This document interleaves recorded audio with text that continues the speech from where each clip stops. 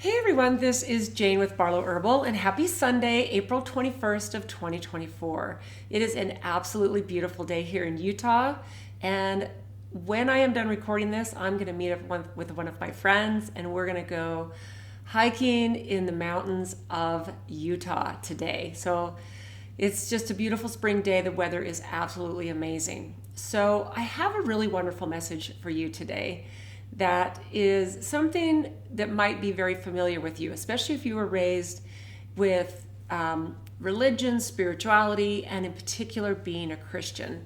Now, this saying has been rolling around in my head as a reminder for about a month now. I had this kind of a huge, I guess, epiphany, if you will, that was a reminder of how to be. Now, this saying is something that might be very, very familiar with many of you, and that is be like Jesus. And it when I come into a difficult situation, and I think we all have these because we're human beings, we're spiritual beings having this human experience, and this human experience is sometimes very difficult, especially if you find yourself caught in situations that seem beyond your control, which I think also is a normal part of being in this experience. So as I've, been going through just being a human, all the things that we have going on, this saying popped into my head about a month ago, be like Jesus, because I was in a place where what needed to happen was forgiveness, not just forgiveness of self, but forgiveness of others who, think about that very, very famous saying, forgive them, Father, for they know not what they do. I think that can be so relevant in these times, even though there are people who do bad things and they know they're doing bad things. I personally believe there are good people that are caught in systems that are set up to keep us stuck in, poverty, in where we don't have control, I think there's a system that has been set in place, and there are good people in these systems, and they don't realize what they're doing. And this really just kind of came into me, and I was thinking, okay, I'm going to sit with this statement this week, and I'm going to write down some thoughts about how not just but how we can all walk through our life and be like Jesus. I think that regardless of what you believe as far as on a religious scale, Jesus was an ascended master. Jesus is the Son of God. We are all children of God. And if this is a message that maybe triggers you, it might be a good time to log off. This is, I've had a couple of people over the years, especially since I started my Sunday Message of Love, that have emailed me saying, wow, you're really on a spiritual journey. And it's like, yes, this is, I was raised in a Christian home, and I've always stayed spiritual, but I would say the last probably 10, 15 years of my life, and especially the last few, it has really escalated where I want to stay in a place of unconditional love, and I want to raise my consciousness, and I want to take this experience that I've been given, and I want to exemplify it, and I want to be awake and aware and all of the things. So this was a really good exercise for me this week as I opened up my journal, and I thought, okay, I think this is a great message to bring to people. And what does that mean? So this is what I wrote first. Being like Jesus on a deep transformational level involves embodying several different, very profound qualities and practices. Okay, so it involves putting into practice different things in our life. Now, the very first thing that made me even think of this topic was the forgiveness piece. But what I actually put at the very top of this little list I have is unconditional love. Because when you start vibrating in just that piece of what it means to raise your consciousness and embody the qualities of someone like Jesus, then this is the top of the peak, right? So we must embrace love that transcends boundaries. You know, we put ourselves in these boxes, we put ourselves in these classes, and we put ourselves in these different categories, when in reality we are all one. We are all a piece of the divine spark that is God. We're all part of that. It doesn't matter what shape or size or color you are. You know, we all, none of us could choose what we came in as. This is what we were given. So we must embrace love transcends boundaries. It transcends judgments, and it transcends conditions. Because if you think about the word unconditional love, you've got the word unconditional. That means there's no conditions. You can't say, I'll love you if this, I'll love you if that, I'll love you if you do this right, I will love this situation once it gets better. You know, unconditional love means there's no judgments and no conditions. You don't put conditions on it. And this is one thing where we think, well, we might not condone someone else's behavior. Maybe there's a toxic person that you can love them unconditionally, but it doesn't mean you have to have them in your sphere of your life. And that's not shunning them. That is simply, protecting your own boundaries as far as that. So, and we can still transcend boundaries. So that might sound like a total opposite. Loving others without expecting anything in return is what mirrors Jesus's compassion and forgiveness. So this is, you hear the stories of, someone who their like they get in a car accident, someone, maybe a drunk driver, smashes into them and they lose a loved one, or they lose a family member in this car accident. And you hear about these people that forgive the driver. They give them unconditional forgiveness. And this is transcending so many things. I think that really it would be something that would be horrific to go through, but it's what a beautiful way to live and walk through life. Now, the second thing I wrote down here is compassion. Compassion cultivates a deep sense of empathy and understanding for the suffering of others. This is really important, because this is how we move through this world as a collective, because others are suffering and we have the ability to help. Sometimes we're suffering and we need help. And then the goal here is, if you're in a place where someone is offering their compassion and their help, their service to you, accepting it, because I think we get so self-sufficient, we get so caught in our brain. This was a beautiful thing I watched my mother do, because as many of you know, I come from a huge family. My mom had 11 natural children and they adopted 3. But being second to the oldest, I watched my mom have a lot of the children. As far as I was there, I was present, not maybe in the room when she was having them, but I was already in the family, and I watched her graciously accept help from people in our church, from our neighbors. She would let them come over and help take care of us and help clean the house and whatever they needed. Both my parents were gracious receivers. And I think that this is a beautiful piece of compassion, especially if you are a server or a giver, is let others have the same opportunity to show compassion. And that is such an important piece of this whole puzzle. Now, the third thing I wrote here was humility. Christ was very, very humble. He had reason to have a big ego. And he didn't. There was humbleness and humility. So when we practice humility, like by putting others' needs before our own, something like that, we are acknowledging our own imperfections. I think we must serve selflessly and we must follow Christ's example.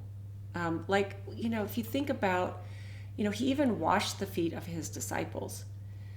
He was full of humility, and he recognized how we are all one. And if we are in the position to serve others on that level, this is a huge piece of it. And then what I wrote in the fourth piece was the forgiveness. So this is not just forgiving others. We must forgive ourselves. This is a huge piece. I believe this is a huge piece of the wellness puzzle. I did a beautiful interview almost 5 years ago with Chris Wark. He has a huge platform called Chris Beat Cancer. I was honored to do a beautiful interview with him, and people still reach out to me when they run across that interview. And one of the things I love about Chris is he's not just a person who teaches about healing from cancer using nutrition and juicing and supplementation and all of that. He is huge on the whole holistic piece of Christ, forgiveness.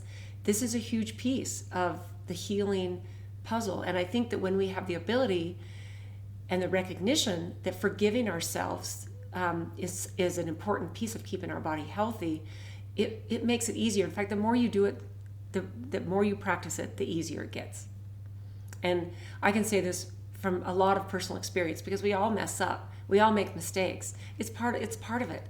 I always like to say, there's really no such thing as a mistake that you can't be forgiven for. And not only that, a mistake just means, okay, well, don't do it this way. Do it this way.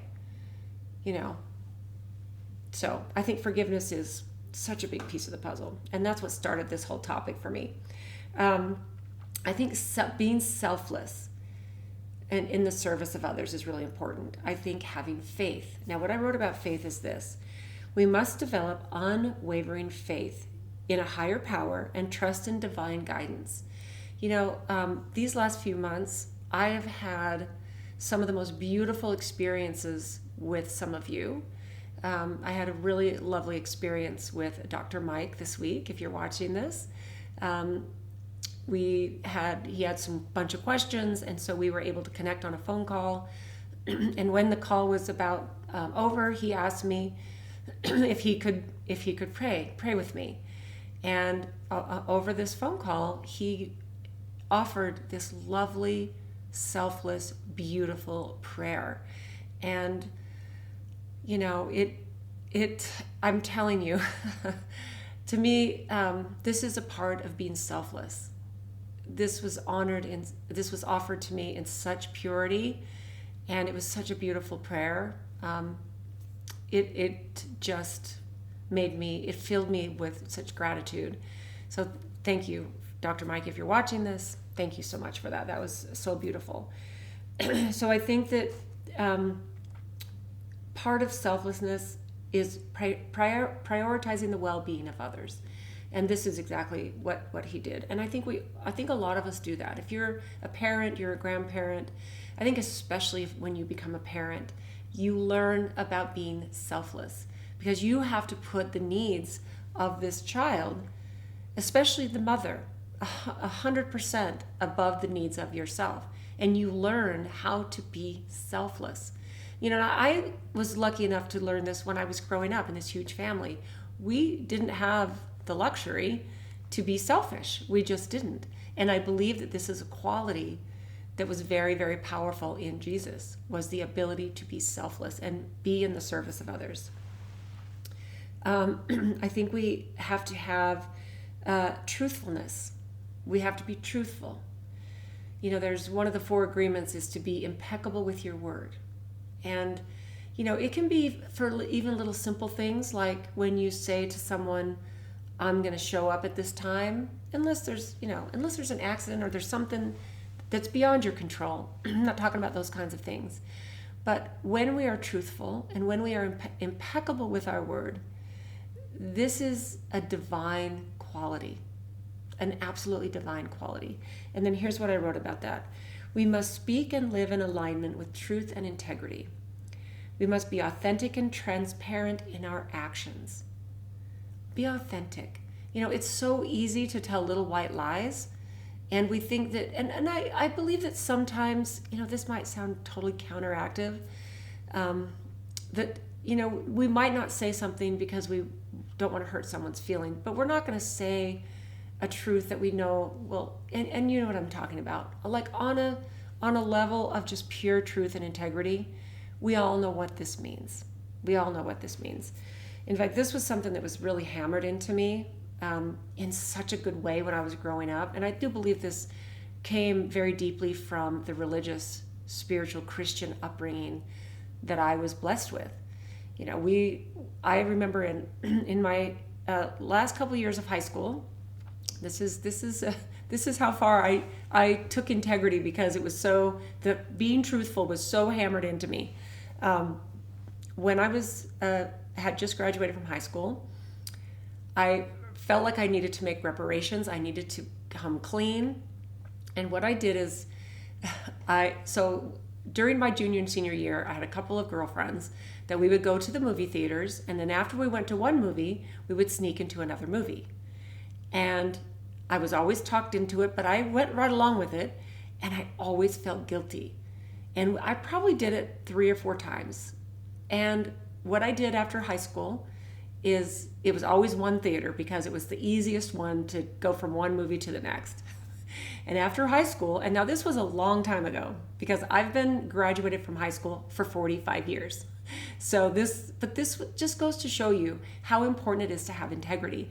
But I actually figured out how much I should have paid for those extra movies, and I wrote out a check to the theater, and I sent it into the theater with an apology for sneaking into those extra movies. And I will tell you, that might seem like a simple thing, like a ridiculous thing, like the movies, they don't care. Maybe they do. I'm sure they do care. But here's the thing. It made me feel integrous. It made me feel like I was being truthful, and I was being honest, and I was being impeccable with the way I walk through life. And I'm sure we can all think of things. Think about when, if your kids shoplift something from a candy store, and you make them go in and, pay for it and apologize to the shopkeeper. And, these are the kinds of things that we learn when we're little, hopefully, and then they carry us through. And I believe this is an important piece of being like Jesus. Very important. Spiritual growth. This to me, is super, super, it's beautiful. It's not just important. When we focus on growing ourselves spiritually, because that's what we are. We're spiritual beings. I like to say we're spiritual beings having a human experience. We're not human beings having a spiritual experience. So if we focus on our spiritual growth and make it a constant thing, sitting quiet in nature, sitting quiet at your counter, having tea in the morning like I do, writing down your thoughts, having daily prayer. And it maybe for you that means quiet meditation, tuning into your higher self and the deep wisdom that we each carry. It could mean anything.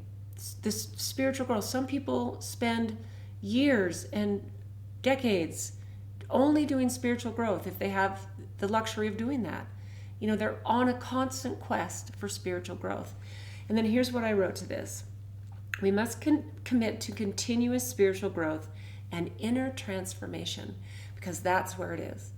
This is where the growth is how we are as a person. And where I think this makes a huge difference that you'll start to notice is you don't get triggered by things. You don't get triggered by someone cutting you off in traffic. You don't get triggered by standing in line next to someone who might be annoying, or if the line's taking too long, or you find yourself in just a place of peace, which is such a beautiful state to be in. It's just a state of being where you don't need to try to control the situation and the people, and you don't get annoyed. The spiritual growth piece is really pretty perfect. So we must seek wisdom, cultivate virtues, and strive to become a vessel of divine love and light. This is all part of a beautiful journey. And then I wrote non-judgment, think we must refrain from judging others. If someone believes different than we do, take politics. How polarizing that is, right? We must refrain from judging. The most beautiful thing for me is about setting an example. I can speak up, I can say my truth on what I believe, and I'm also willing to change my mind when I hear new information about something. I think sometimes we don't have all the facts, and we also dig in, and we don't want to be thought of as wrong. We don't want to change our mind. We get just caught in these ruts, right? And then the last thing I wrote on this is to cultivate resilience. This big hike I went on a couple of weeks ago that was, 15 miles one day, a little over 15 the next day. And I got this big blister on the bottom of my foot. It was really, really tough, physically tough. But I have been cultivating resilience and a little bit of, I think it's good to suffer some and not just unnecessary suffering. I think that, this is what's missing in this abundant, we've a lot of us have gotten soft. We don't want to do something that's physically challenging. And I think it's really important. So that whole resilience piece. Now, after I wrote this list, then I thought, okay, how can I take these things that to me meant to become more like Jesus and put them into the realm of taking care of our physical vessel? And because this is where my passion is. I've told you guys this a million times. I get out of bed every day. I get out of bed early. I'm excited to start my day, even going through really hard things, because I know I have purpose. I know I have a mission. I have a mission to share. I also have a routine where I take care of my physical body. I exercise. I step outside, and I write in my journal. I pray. I meditate, and I have this routine of taking care of this physical vessel. So I wanted to kind of, I wanted to think about that. How can I be like Jesus and write out a few things that would pertain to health? So the first thing I came up with was basically this word of stewardship. We are the steward of this physical body, right? So here's what I wrote. Jesus taught us the importance of stewardship over resources and responsibilities. So when we have responsibilities, there's a stewardship over them. There's an accountability piece, right? Caring for our bodies is a form of stewardship. So this is a form of, in fact, many of you have heard, our body is our temple. This is what carries us through. So here's what I wrote. This whole idea of stewardship involves respecting this gift of life. If we do not take care of our body, we are not respecting the life that we have been gifted with. I believe there are billions and billions, if not trillions, of souls who wanted to come down and experience this.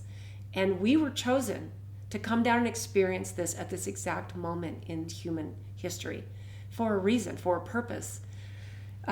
So we're respecting this gift of life through the vessel through which we experience it.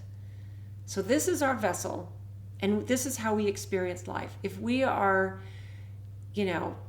not taking care of this body, and it limits us from experiencing and serving, then we are wasting the gift. Now, I know there are things outside of control. I know there are people that are in situations that are very difficult, and it might be physically challenging for them to do certain things. But I will tell you, I know people personally who've had serious physical challenges, and even things like a leg amputated or massive surgery or some horrible disease or cancer. I've known many people, and regardless of these things that come in to their life as challenges, they work hard and they thrive. And you see all the, for decades we've seen people that have had, that might have been born with no legs or born with no legs and no arms. And what do they go out and accomplish? They become these powerhouses of motivation and inspiration. So we have a lot more control over our physical body, regardless of the diseases and the things that come at us, than we give ourselves credit for. We just have to step outside that lazy bubble. That might be the hard truth, guys, really. We have to find a way to get through the hard stuff, because that's where the good stuff lives. Okay, so that's stewardship of this vessel that we've been gifted with. The next thing I wrote again was compassion. And then I wrote selflessness, compassion and selflessness. We have to have a respect for creation. So here's what I wrote for that. Our bodies are part of the divine creation, and nurturing them honors the Creator's work. When we nurture this body, we feed it good food. We go out and we move. We reduce our levels of stress. We drink plenty of water. When we nourish this physical vessel, we are respecting the Creator's work. Look at it that way, right? Jesus' teachings emphasized the respect for all aspects of creation, including our physical selves. Jesus taught us that. If you read through different passages in the Bible and the scriptures, Jesus taught us taking care of this physical vessel. It's incredibly important. And when I grew up and I was with the religion I grew up in, this was always taught. Take care of this vessel. Then I wrote holistic well-being, witness to others. I think that this one is really important, because then we can set this beautiful example where we are witnessing to others of what it looks like to serve, be like Jesus, and just set a pure example. In fact, I've said this many times as well. One of the best ways that I have been able to affect others, and especially people that are close to me in my life, is by setting an example. I have tried the other way, giving them information. Here's a study, here's this, and then, maybe the nagging a little bit, or you're just giving them hints, and I think that from my own experience, this rarely works. This rarely works. And it's quite stunning how the example works, and how I put it, witness to others what it looks like to be the steward of this beautiful, creative human body that we have. That one I really love. Here's another thing: longevity of service. I don't know how long I'm going to live. It might be 100, it might be 120, it might be 80. I don't know. As I'm recording this, I'm about 3 weeks away from being 63. And I want to be on this planet, in this earthly plane, not just to watch these changes happen as the Great Awakening is happening, but I want to have longevity of service.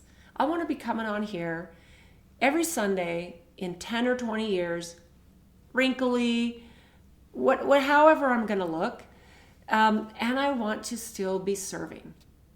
So we get longevity of service when we take care of our bodies. And everything is better. Sleep is better. The way you feel in your, when you move, whenever I'm in a weightlifting, when I lift weights, and because I've never stopped, now that I've had this beautiful, amazing big knee surgery, in August of this year, it'll be 2 years, and my knee is perfect. In fact, this is a cool thing. When I finally got to the place where I needed to have this knee done, because it was an old water skiing accident like 25 years before, and I did everything I could to not have to have this surgery, but I was super active. I took care of my body. I had PRP injections. I did acupuncture. I did chiropractic. I did everything. I tried using the power of my mind to heal my knee naturally. I mean, And I finally had this knee surgery. And I went in, first of all, with the most perfect clarity and zero fear. That's how I knew it was right. And I've never had surgery. My kids were both natural births. I've never broken a bone. I've never had surgery. So I had my first surgery, and this was major. This was a major surgery. And as I'm in the hospital, getting ready to go into the operating room, I was calm. Everything about what was about to happen, there was zero fear. And then when I came out, and there was a relief. There was like, okay, it's over now, and now let the healing begin. This was the moment I woke up in recovery. And then when people would ask me from that moment, the very moment that I came home from the hospital, which was the same day, the beauty of modern medicine right there. My mantra, and it still is to this day, when people say, how's your knee? You know what my word is? It's perfect. And you know where my knee is right now? It's perfect. I have full range of motion. I have almost like a tiny skinny scar, besides I had a beautiful, brilliant surgeon. And when you give that message to your body that it is perfect and it is healing perfect, then you know what it's going to do? It's going to say, we are healing perfectly. And I would challenge you to try this, because it is so powerful. Because if you go into a place of maybe you need, or you think you need someone to be sympathetic with you, you need someone to be sympathetic, and you need someone to have you in a little bit of a victim mentality. Maybe I don't know. I think that's modern human nature, is to be, oh, it hurts, and it's this and it's that, and I can't move it very well, and it's so painful, and I'm having a hard time sleeping, and there's inflammation. I think that is just really typical of what we're used to saying, because then too we get attention, and trust me, you'll still get attention no matter what you say, because you did just have something that requires other people helping you and taking care of you for a short period of time. But they get you up and moving pretty quick. If anybody has had anything like that, they want you up and moving and going. But this has been one of the most beautiful experiences for me, because still, I did this big hiking trip. I had tea with a friend yesterday, and I told him about my big trip, and the first thing that my friend said is, how's your knee feeling after all that? And I said, it's perfect. Because that is, and it is.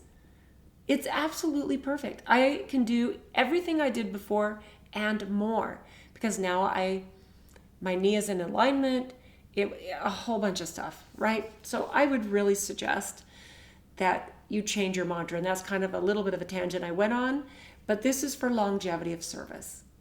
That's what that was about. Now, the next one that I wrote here was, we need to realize that this body is the temple for the Holy Spirit. This is our temple. This was something my parents said to us all the time. It's such a beautiful temple. And the more you take care of it, the easier it becomes. And the more spiritually in tune you become. So here's what I wrote. As Christians, we believe that the body is often referred to as a temple for the Holy Spirit, because taking care of our bodies honors the spiritual aspect and fosters a deeper connection with the divine. Not only do I feel that because of the way I take care of my body, but I also feel that when I'm fasting, when I do even short fast, maybe I might do a 24-hour fast where all I do is I'm just drinking water. When I have that, it's almost like you're kind of emptying your vessel, so that your body's not focused on digesting, processing, eliminating food. All you have is this incredible clarity. And I've shared with you before my experiences when I have longer fasts. Not just the energy I get, but the clarity and the spirituality. I grew up in a religion that we fasted. We fasted once a month. It was the first Sunday of every month. And I didn't like it when I was growing up. because I was, as a kid, you're like, I'm just hungry. Why do we have to skip 2 meals? And then as an adult, I didn't fast for a while because my parents weren't making me, and then for health reasons, I started fasting again. And then what I discovered is that beautiful spirituality and connectedness to the divine came in while I was fasting. It's so beautiful, so beautiful. We get a mind-body connection when we take care of our vessel. And then the last thing I wrote on here was gratitude. I think we're able to tap into deeper reservoirs of just the pure emotion and the pure beauty of what it feels like to be grateful. And so what I would just like to say is, if we can spend more of our thought processes and remind ourselves as we walk through our days and through the difficult things that come at us, be more like Jesus. Be like Jesus. You realize this life is short, and the forgiveness piece still resonates pretty strong. I constantly ask for forgiveness for mistakes that I've made in this life. We all make them. We all make them. We're kind of supposed to, because that's how we learn. And then turn that light of forgiveness onto others who might affect you in a negative way, especially if they don't know what they're doing. Have that mantra, Father, forgive them, for they know not what they do. I think that's a really beautiful way to walk through life. So I hope you guys have a beautiful week. This is the last full week of April of 2024. It's been an interesting first 4 months of the year, for sure. I'd love to know what you think about this. I think it's a beautiful space to be in. We have a beautiful teacher in Christ. We really do. So thanks for being here, you guys. I love coming on here because it helps me really voice the things that kind of roll around in my head, and some of these thoughts that I'm able to journal out. I consciously, purposely now journal more because I'm like, what can I say? What thoughts can I bring together to share with you on Sunday? And it's been this huge gift for me. It's been a really huge gift for me. So thank you guys for being here, especially those of you that are here every week, week in and week out. I adore your comments. It makes me feel heard, and if I had 1 or 2 people that tuned in, it would also be okay, because as much as I put this out, I feel like I benefit so much from being able to collect these thoughts, put a little bit more meat around them, and then being able to share. It's kind of a fascinating thing. So thanks, you guys, for being here. I hope you have a brilliant week, and we'll see you next time.